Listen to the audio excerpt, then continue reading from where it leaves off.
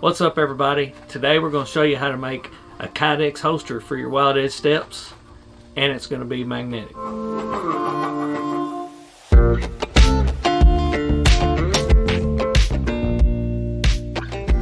Alright, I'll show you some of the supplies you're going to need. First is going to be 2 to 3 sheets of Kydex or ABS. We're going to use ABS. The great thing about ABS is instead of using a heat gun, you can use a hair dryer. It's just going to take a little bit longer, but it does work. Then a piece of computer paper, a cheap rivet gun from Harbor Freight. They're like $5. They come with rivets, but they're not the right size. So you can get like a little $6 kit from Harbor Freight. It's got all the rivets you'll ever need. Magnets, Amazon. These are 35-pound pull magnets. I believe there's 12 of them in here.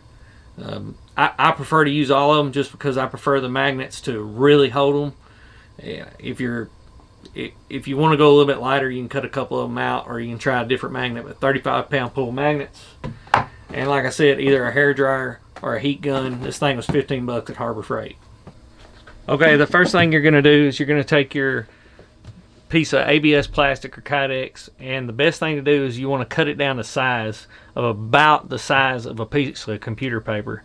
Like I said, about the size. So we want it to be slightly larger, not necessarily in length, but in width. So I'll move it away from the edge there and cut right down the edge.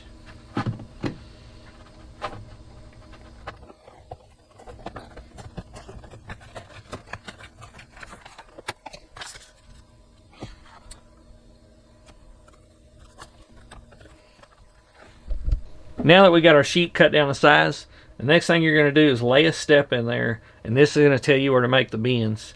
On this ABS, there's 2 sides. There's kind of a textured side and a smooth side. We want the smooth side to be towards the inside of the steps. It's also easier to mark on. If you take just a black pen, you'll be able to see it. Draw that line. I like to move the point of the step a little bit outside of the holster itself. I'm going to draw that line. And the next thing we're going to do is we're going to heat it up and make our bends. Okay, something that I probably should have mentioned in the tools you may need, just grab a block of wood, piece of scrap wood or something. If you'll lay it on your line right there, it makes it a whole lot easier when it bends. If you're using ABS plastic, you have to get it hot enough before you start bending. If you don't, it'll crack.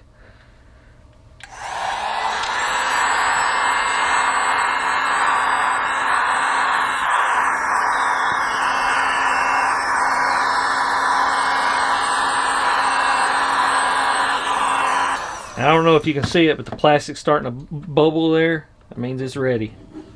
As you can see, when it's ready, it bends just right. Hold it there and let it stay there for a minute.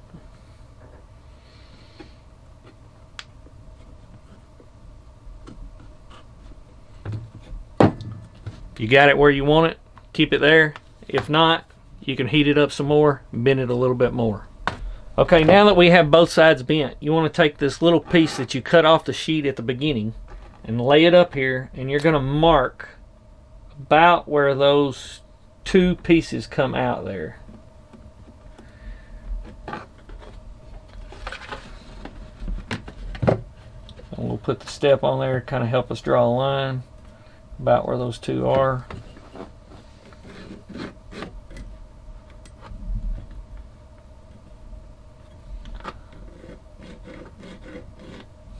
Okay, and that is going to be our next bend. So we'll heat with a heat gun and we'll bend at that angle right there.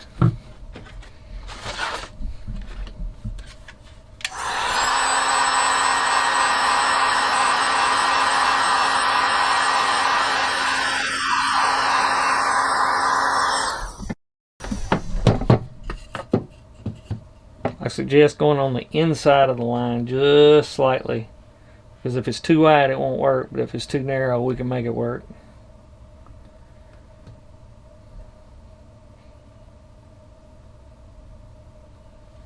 And we'll do the other side just like that. Alright, when you get both sides bent, you're going to have a piece that looks about like this. What we're going to do is, this does not have to be perfect yet, but we need to trim these down so that we can fit it.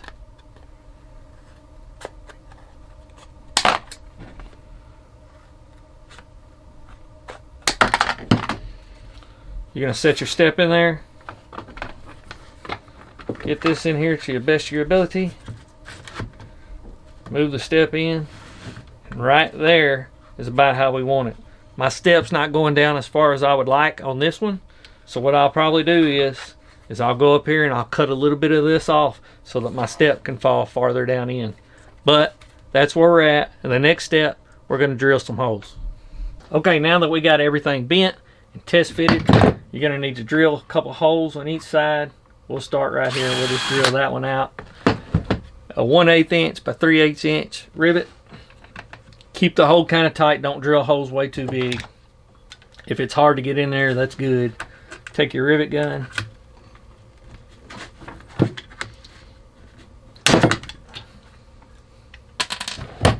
And as you can see, now that is riveted in there, and we'll do the exact same thing to the other side.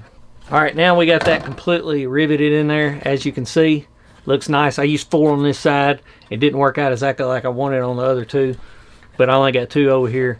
This side was perfect, this side wasn't, so I used as many as I needed to close it up. Now what we're gonna need is you're gonna need your second sheet, and we're just gonna cut a piece probably about 3 inches wide. I'm just gonna freehand it. I'm not gonna do anything special. And this is going to create the tongue, which is the main part to help you feel where this holster is and be able to get it in there.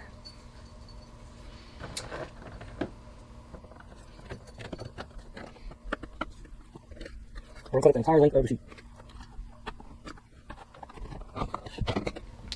Now what we'll do is we're going to lay this in here, and we're going to drill 2 holes about right here. All we're doing is connecting this to the cross piece. We're going to drill 2 holes right here, and that's going to be our tongue, and then we'll trim it where we want at the end. Okay, and now that we got both holes drilled, you can see I got 2 rivets stuck in here. All we're going to do is rivet them in, and then we're pretty much done other than cutting and adding our magnets. Okay, now that I know that Greg is going to carry 5 steps in, I know how to measure my height wise. So I put the 5 steps in here, and the one thing you need to know is that you want to leave this tongue a little bit long. So we'll probably cut it right at the top of where the current Kydex holster or ABS holster is. Then we're going to go right here, and I'm going to round these corners off. I'm just kind of freehanding all this. And the reason we need to do this now is because it makes it a whole lot easier to know where to put your magnets if you've got it cut beforehand. Okay, now that we got the 5 steps in here, we cut it down. As you can see, we made it look all nice and rounded on the top. We might go back and trim some more of that, but that's not important at this time. But as you can see, the majority of your steps align about right here in the center, from about right there down. And why I need you to notice that is because when we put our magnets on, we don't want to put them all up here because there's actually no step contact up here. Most of your step contact is right here, so what we'll do is we'll put about 2 magnets here, 2 magnets here, 2 magnets here, so we're covering the most surface area that we can. And then we'll put a few extra up here at the top just in case the magnets were to ever slide. And if you're just using the plastic like this, even the 12 magnets, they'll want to slide on this plastic because it's so smooth. That's why at the end I like to put hockey tape. You can probably put stealth strips, anything else, but we'll eventually get to that. We'll go ahead and glue the magnets on here, and before we cover them up, we'll show you how that looks. Another thing I probably forgot to mention, super glue. That's how we're going to put our magnets on, and I suggest only putting on one at a time, because what'll happen is you'll go to put these on and your glue will be a little bit wet, and you'll put the one next to it and they'll suck together. Trust me, I know that from messing up. But put your little super glue on there, stick your magnet down, be sure not to splash it on you like I just did. And then the great thing about a heat gun, the glue dries the glue super fast. And one more tip, whenever you're putting these magnets on, it's best to leave your steps in the holster. It just makes it so much easier putting your magnets on there and figuring out exactly where you need them. Okay, now that we got all the magnets on, I want to kind of show you how we configured it. And what we did is we marked a spot on here that was the last place that a magnet would be making contact, and we worked our way up 2 from the bottom, And then once we got kind of towards the top, we went ahead and spread them out because we knew we were running out of room, because right here, there's no longer a connection. There is out here, and that's why we went 3 wide on those. But this up here, all this is a guide, and it's going to help you. Okay guys, that's pretty much it. As you can see, the magnets are now holding the steps in. So you can hang this upside down on a backpack, and just whenever you get ready to, you can go and deploy one of your steps. You fish for the tongue, and you put your rung of the step on the outside of the tongue. You put your step back behind the rung itself, or the tongue itself. The rest, everything else is pretty much cosmetic. And you can see that on here, you know, maybe how you're going to attach it to a backpack. I had originally drilled a couple holes in here and made it wide enough to fit a strap in before I had to change packs because of my film gear. I also have a hole drilled up here with a carabiner, and I can hang it from the top of my Sitka pack. But if I go back to my other backpack while I'm not filming, I will actually carry these upside down, and that way I never have to take this off of my backpack. And I'll show you exactly how that looks on a backpack here in just a second. Okay guys, that's it. I really recommend this little Miltech backpack. There's some other ones out there, they're really cheap, but if you get the Miltech brand, they have the better shoulder straps and things like that. As you can see here, I've got it looped through the 2 holes that I showed you that I had cut, and then I wrap it around and it's tied to this other arm strap just in case one to fall out. And I'd usually loop this up under my arm if one were to fall out. Then whenever I get ready to deploy them, I can just untie these and reach around and grab one step at a time without ever having to pull a bag out of my pack. I never had to take my backpack off. I also need to give a little shout out to Corey Murphy, or Murph4028. You know, he's the one who come up with the idea to use the magnets. This is just my take on it. Hopefully some of you guys use it. Show me some pictures if you do decide to use it. And please subscribe to the channel. Have a great day, guys.